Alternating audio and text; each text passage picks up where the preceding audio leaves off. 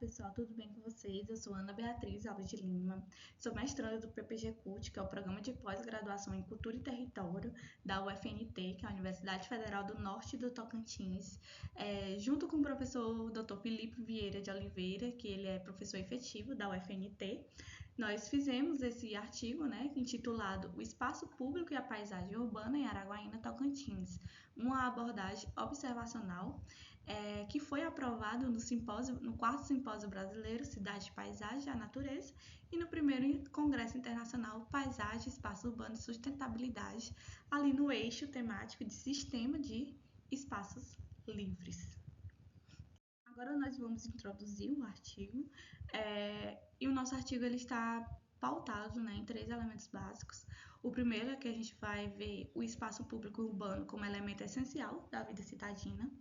O segundo é que ele é composto por dimensões da paisagem, como fluxos, sons, texturas, estruturas, ou seja, tudo aquilo que está compondo a paisagem estimula práticas sociais. E o terceiro que é a lógica neoliberal, que a gente vai verificar se a Via Lago, ou o nosso recorte, né, que é a Via Lago de Araguaína, ela está priorizando interesses econômicos ou interesses da sociedade. Então, tudo isso vai compor o nosso artigo. E aí, como objetivo do artigo, né, a gente tem analisar esses espaços públicos em Araguaína, Tocantins, com um recorte lá do Complexo Turismo e Negócios Via Lago, destacando sua relação com a paisagem urbana e o contexto recente de modernização e crescimento econômico de uma cidade média da Amazônia Legal. Então, com isso, nós temos 2 pontos principais, objetivos principais que a gente quer destacar, que é abordar criticamente as potencialidades e limitações da Via Lago como espaço público de lazer e consumo e sua inserção recente nas paisagens urbanas de Araguaína, além de adaptar o roteiro observacional proposto por Pacheco e Medeiros, né, para os espaços públicos para além dos parques urbanos, que agora eu vou falar um pouquinho mais sobre esse roteiro observacional. Agora falando um pouquinho mais sobre a metodologia, né? Antes de iniciar falando sobre o protocolo de análise, gostaria de dizer para vocês que a metodologia nossa, ela possui uma abordagem mais qualitativa. E ela teve uma estratégia metodológica baseada no estudo de caso, com a observação sistemática, né? Utilizando câmera fotográfica do smartphone e anotações a punho mesmo em cadernetas com caneta. Falando já sobre o protocolo de análise, ele foi desenvolvido, né, pelos professores Reinaldo Pacheco e Iranilde Medeiros, juntamente com os seus estudantes, né, os seus alunos, que fazem parte do curso de Lazer e Turismo da Universidade de São Paulo.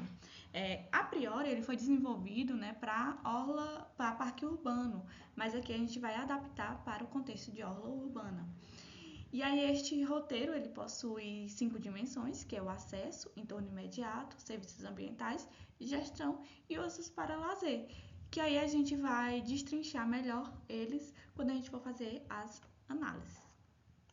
Para isso, a gente utilizou alguns autores, né, para embasar a nossa análise, como por exemplo o Serpa, o Arendt, o Habermas, o Milton Santos, o Henri Lefebvre, o Tonucci Filho e Cruz e o Jan Gehl. Todos eles vão fazer uma fundamentação teórica para a nossa análise. Agora falando um pouco mais sobre a Araguaína, né, como resultados e discussões da nossa pesquisa, no contexto de cidade média, ela possui essas características, né, de ter mais de 100 mil habitantes. Segundo o IBGE, ela tem 186 mil habitantes. Ela fica localizada aqui no norte, né, do Tocantins. E ela está inserida também no Amazônia Legal. Além do Amazônia Legal, né, que é esse planejamento administrativo, né, para promover um desenvolvimento social e econômico, ela também está inserida no Matopiba, que faz parte da região do Maranhão, Piauí, Bahia e Tocantins, né, que também vai fazer parte da expansão do agronegócio. Tudo isso influencia para que a Araguaína ela tenha essa intermediação com as cidades, né? Principalmente com a inclusão de rodovias importantes, como a Belém-Brasília, por exemplo, que é essa BR que atravessa a cidade, né? Então, é, essas características vai fazer com que Araguaína tenha influência nas cidades próximas, principalmente nas cidades do Pará e do Maranhão, né? E aí, segundo o IBGE, ela é uma capital regional e exerce essas influências sobre essas cidades, tanto com as regiões próximas aqui do Tocantins, como também com o Pará e com o Maranhão, certo?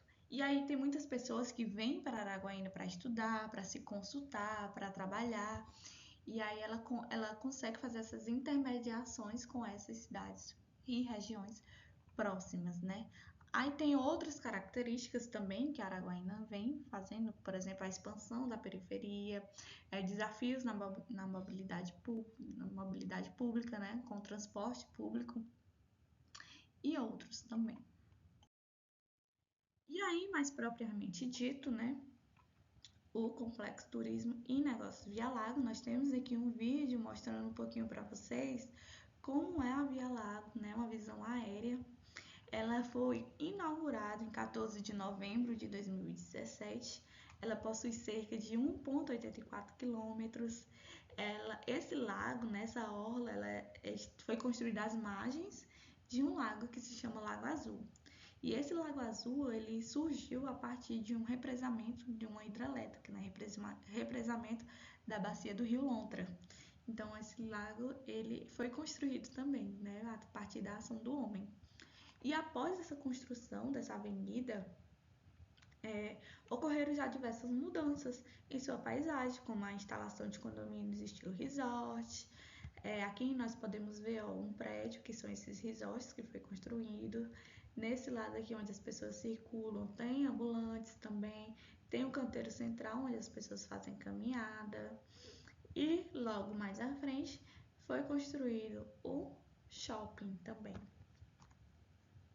Fazendo a análise propriamente dita, utilizando o roteiro de observação, no quesito acesso, né, nós pegamos 3 pontos principais aqui, por exemplo, a mobilidade urbana, que tem essa precariedade, né, do transporte público, ele não atende os horários de uso da Via Lago, como por exemplo 7, 8 horas da noite, e a ausência de paradas, pontos de paradas de ônibus na Via Lago em si, né, na região central ali de uso. E ela está mais após o shopping. E há essa predominância do transporte individual, que é uma característica de cidade média, o que acaba segregando a cidade, né, um pouco, e restringindo o direito à cidade.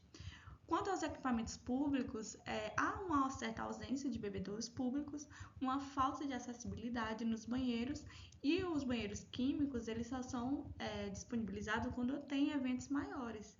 E também há uma ausência de semáforos. Quanto à acessibilidade, o calçamento é novo, por ser a Via Lago, na verdade, é nova, né? Foi em 2017, então o calçamento ainda é novo. Há piso tátil para deficientes visuais e faixa de pedestres elevadas. Tem uma boa iluminação, sinalização, porém falta a ciclovia para os ciclistas, né? Então eles acabam entrando em conflito com os pedestres. E há muitas vagas para automóveis e poucas vagas para PCDs, idosos, grávidos, pessoas com TEAs. Dá para verificar aí que a Via Lago foi construída para os carros, né? Mais para os carros do que para as pessoas. No entorno imediato, ele está marcado principalmente por condomínios e residências de alto padrão. E esses bairros, eles são mais valorizados, né? A Via Lago, ela conecta, né, a esses bairros valorizados e acaba se configurando como um eixo de valorização e exclusividade urbana. Os empreendimentos, a maioria são supermercados, shopping center, centro de convenções, 2 condomínios estilo resort, há a presença de estabelecimentos privados como quadra de beach tennis, redes de açaí, playgrounds. Além disso, há a atuação também de vendedores ambulantes, barracas, quiosques, devido à alta movimentação noturna, né? Serviços privados como pedalinhos, carrinhos infantis ocupam grande parte da orla, e há uma predominância de uso comercial e de consumo. Então, aqui a gente tem, né, mapeado todos os empreendimentos.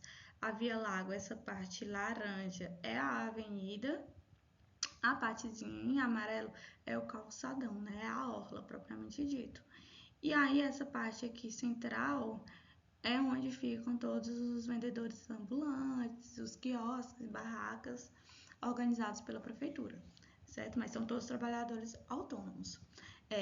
Foram mapeados 21 empreendimentos, do qual apenas 3 são públicos, como, por exemplo, Complexo Esportivo Pedro Quaresma,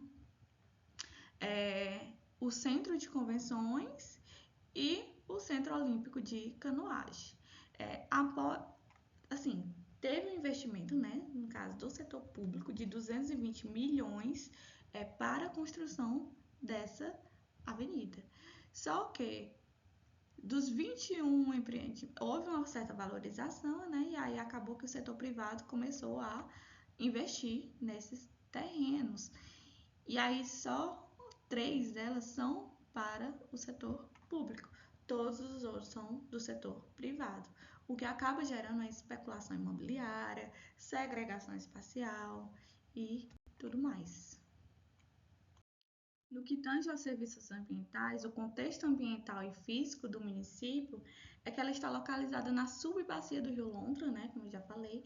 Esse lago azul ele foi formado através da hidrelétrica, né, do PCH Corujão. Então é um lago construído. Ela tem uma região de ecótono entre Cerrado e a Amazônia, uma área de transição, né, do Cerrado para a Amazônia, com vegetação de savana e floresta estacional. E o clima dela é úmido, com estação seca e chuvosa bem definida. Já no que tange à hidrografia e ao Lago Azul, este lago, né, que foi construído após o represamento do Rio Lontra, ele é o elemento central da paisagem. Então, é ele que dá o ar de paisagem natural na Via Lago, né? Porém, este lago ele possui problemas recorrentes de poluição e resíduos sólidos. O lago ele é considerado impróprio para banho e até teve uma reabertura temporária de uma prainha da Via Lago, onde as pessoas iam banhar, porém fechou o lago de novo para banho por conta de contaminação.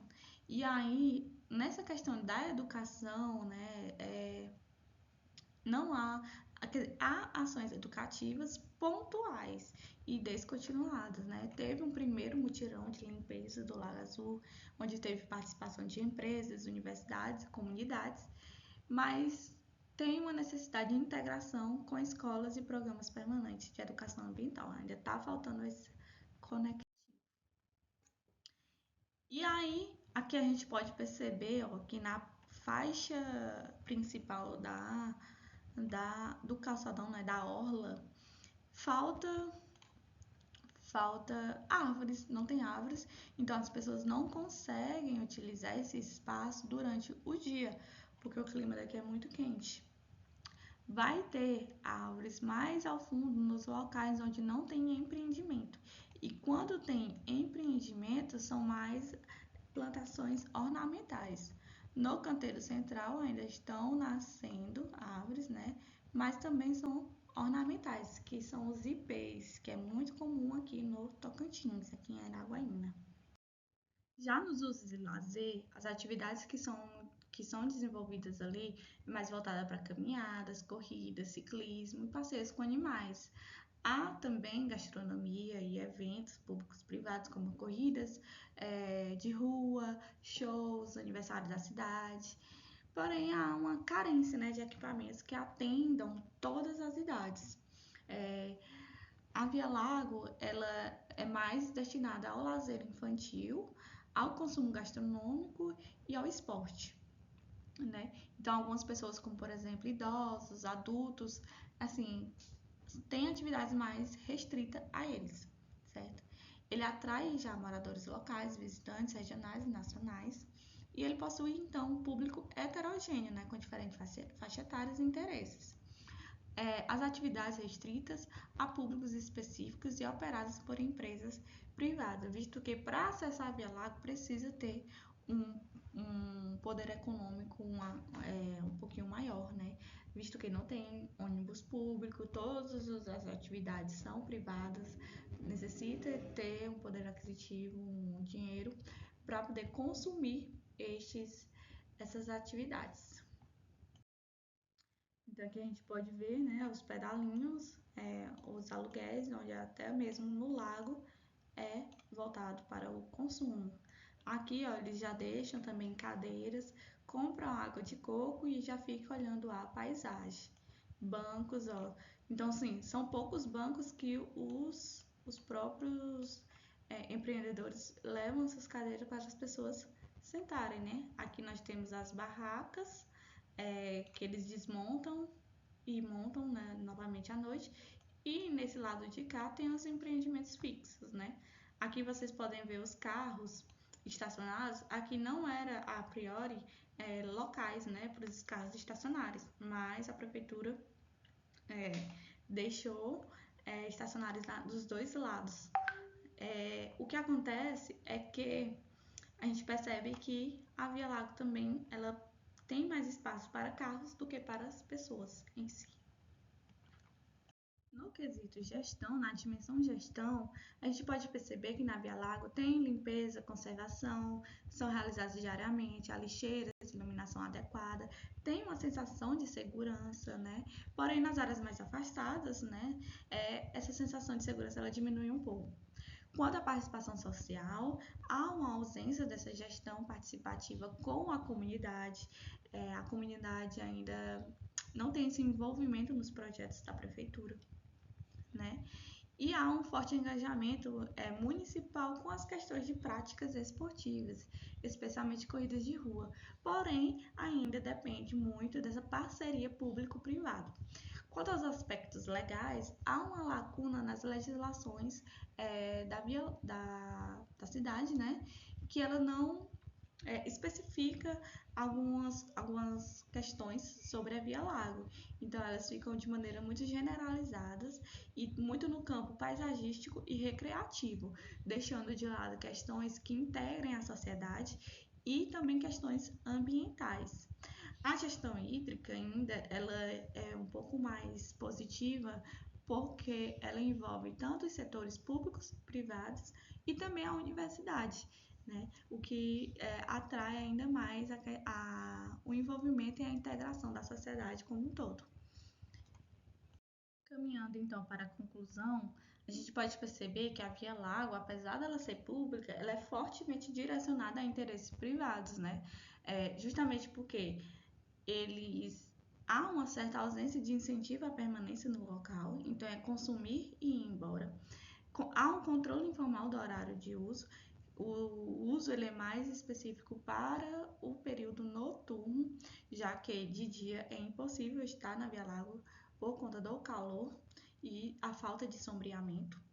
Há esse conflito, né, entre pedestres, comerciantes e automóveis que ocupam mais espaços que os transeúntes, né? E até entre os próprios pedestres, né? Que aí eles vão ter que entrar em conflito com os ciclistas, por exemplo, que não há espaço definido para eles. E a análise evidencia que nas cidades médias, a compreensão crítica do espaço público é essencial, visto que, por conta das novas formas de reprodução do capital no espaço, um Estado cada vez mais neoliberal, então a gente pode constatar isso, que a prefeitura ela faz ali, cria um espaço mais voltado para investimentos privados. E essa necessidade também de novas metodologias interdisciplinares para ler o espaço urbano contemporâneo. Esses são os nossos referenciais bibliográficos. E eu gostaria de agradecer a comissão organizadora do evento, né, do simpósio, do congresso, a CAPES, já que eu sou bolsista CAPES, a UFNT, que é a universidade à qual eu estou vinculada, ao meu programa, o programa de Cultura e Território também, e ao Núcleo de Estudos Urbanos e Culturais, que sem esse núcleo eu não conseguiria ter uma análise tão aprofundada. E ao meu orientador, professor Felipe, meu muito obrigada a todos.